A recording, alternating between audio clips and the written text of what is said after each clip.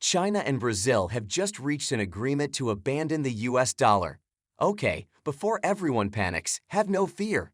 The bill is just for dramatic effect. However, the premise still stands. The second largest economy in the world is gradually severing ties with the United States, and this is, not surprisingly, the first to go. So let's talk about what's happening, why it's happening, what this means for all of you viewing, and whether or not this is a topic to be concerned about, because I must say that this is a very serious matter. Billionaire Ray Dalio has previously predicted the imminent collapse of all major economies.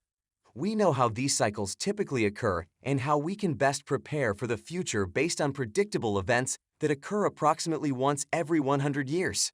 So in this video, we will discuss how China just broke the dollar, so please watch until the end. But first, if you haven't already, please like the video and subscribe to our channel. And with that, let's begin.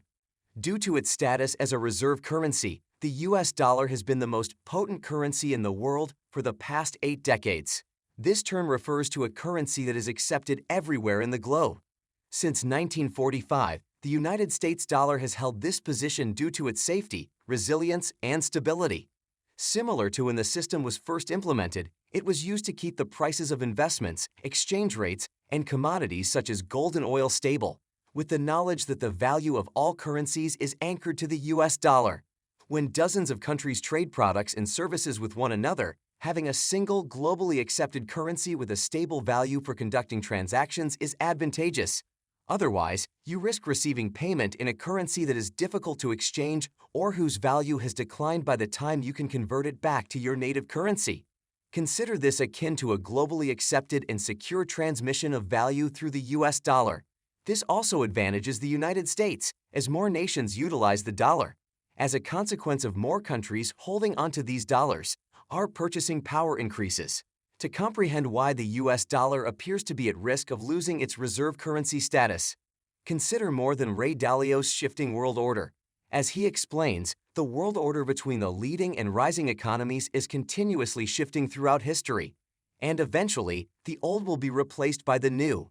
Before 1945, the reserve currency was the British pound, which held this position for 105 years following the French Revolution, followed by the Netherlands, Spain, Portugal, Venetian gold, etc.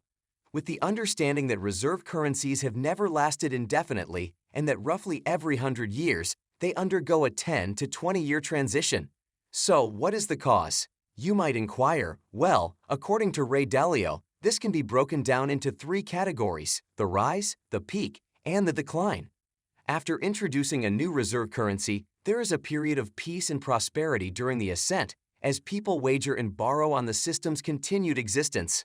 This is typically characterized by high levels of education, critical thinking, character development, and work ethic, enabling innovation, introducing new technologies, and using other resources to increase productivity sustainably.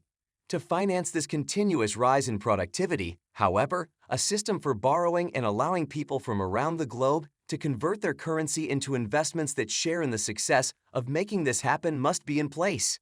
In fact, according to Ray Dalio, all successful reserve currencies follow the same path leading to the apex. At the apex, the general consensus is that while people earn more, their time becomes more valuable relative to those in other countries willing to perform the same work for less pay. In addition, other nations can obtain the designs for the most recent innovation and replicate it at a fraction of the cost, thereby diminishing the competitiveness of the leading powers. However, the tipping point occurs when individuals lose confidence in the reserve currency. They will not purchase it, but rather sell it than invest in it. The profits contribute to the decline. Ray Dalio explains that if a country cannot sustain its obligations during an economic downturn, it must choose between defaulting and printing more money, and it will always choose to print more money, which devalues the currency. This increases inflation.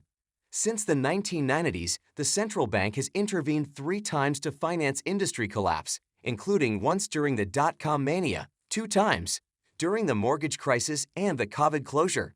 Historical evidence shows that when a government has difficulty funding itself due to poor economic conditions or rising inflation, the wealthy move their assets to safer locations, investments, and currencies, and allowing other nations to assume the role of reserve currency eventually. Surprisingly, He explains that these events have repeatedly occurred since the Roman Empire, and even though no two changes have been identical, we can use a similar blueprint to predict what might happen. In this instance, the dollar's value is indeed declining. The dollar is tracked against three distinct metrics, even though, technically, a dollar is always worth $1. The first factor is the exchange rate with foreign currencies. The demand for 10-year Treasury notes is the second factor.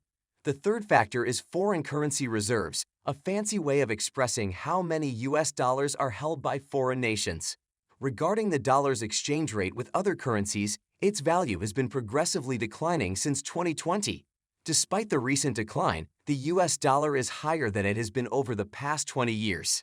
Second, as far as the demand for 10-year Treasury notes is concerned, this is essentially a 10-year loan to the government, and people who want a secure place to store their money will purchase these and receive a guaranteed return on their investment.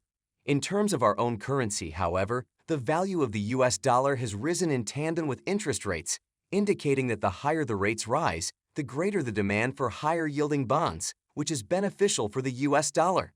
In terms of foreign currency reserves, things are slightly less optimistic because, as you can see, the US dollar has been gradually declining as other currencies have begun to replace it.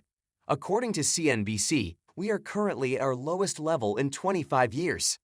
This naturally brings us to the current situation. On March 29th, it was announced that China and Brazil had agreed to trade in their respective currencies, bypassing the US dollar. This would allow them to trade directly with each other without the need to purchase US dollars. And they currently transact approximately $150 billion annually. No longer passes through the United States. However, remember that this is not the first time something similar has occurred. Since 2010, China has been gradually shifting away from the US currency. Russia and India abandoned the US dollar a year ago, and Saudi Arabia recently expressed interest in trading the Chinese yuan. Not to mention that China, Russia, Brazil, India, and South Africa have already joined forces to transact in a separate reserve currency from the US dollar. Therefore, this is not precisely something that appeared out of thin air, but it could have a significant impact. In fact, as noted by Great Capital on Twitter, China's trading volume skyrocketed due to Russia and Ukraine's war with sanctions, enabling them to gain a stronger foothold in international trade. But is this truly cause for concern, and could the United States be on the verge of no longer being the reserve currency? Even though the future of the US dollar appears uncertain, there is presently nothing that can even come close to replacing it. China's economy is expected to surpass that of the United States by 2030, and BRICS economies are among the fastest growing in the world. However, the US dollar still accounts for most global transactions, and its dominance is unlikely to diminish. Frankly, a great deal would need to occur first. Suppose there were to be a new reserve currency, barring a massive black swan event, undermining the United States' role in international commerce.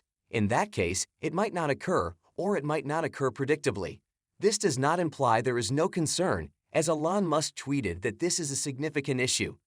In conjunction with excessive government expenditure, which forces other nations to absorb a significant portion of our inflation, U.S. policy has been excessively authoritarian, prompting countries to abandon the dollar and causing them to absorb a significant portion of our inflation. In light of this, it's not surprising that Barron's recently reported that the U.S. stimulus following the financial crisis sparked a currency war by devaluing the dollar to stimulate the American economy, as there is a very real risk that other nations will want to compete. Even Saudi Arabia has signed a new trade agreement, ultimately increasing pressure on the United States. However, the actuality is that the US dollar is being traded less frequently. There is increased competition between nations, and this trend is unlikely to abate anytime soon. However, we believe the US dollar will continue to function as a reserve currency, so you can rest assured. And that's it for today. Thanks for watching. If you like the video, subscribe to our channel, and we'll see you next time.